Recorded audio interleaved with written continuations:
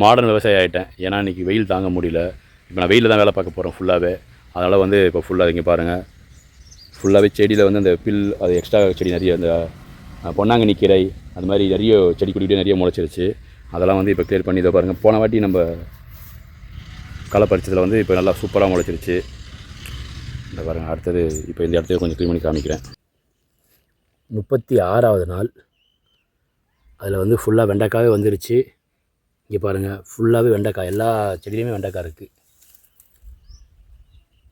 ஏன்னா அதுக்கு கரெக்டான சத்து கொடுத்தனால கரெக்டான வளர்ச்சியில் இருக்குது. இன்னும் கூட கொஞ்சம் உயரமாக வளர ஆரம்பிச்சிடும். இங்கே பாருங்கள், முழுசாக வெண்டைக்காவே நான் உங்களுக்கு காமிக்கிறேன். என்னோடய தோட்டத்தில் நீங்கள் வீடியோ பார்த்துட்டு சும்மா தள்ளி விட்டு போகும்போது வச்ச விதை தான் இன்றைக்கி. அது நான் உங்களுக்கு வந்து வீடியோவில் காயாகவே காமிக்கிறேன். நீங்களும் கொஞ்சம் கொஞ்சமாக முயற்சி பண்ணிங்கன்னா நீங்களும் உங்களுக்கு தேவையான காய்கறி நீங்களே உங்கள் வீட்டில் பறிச்சிக்கலாம். நிறைய பேர் சும்மா பார்த்துட்டு போயிடுறீங்க.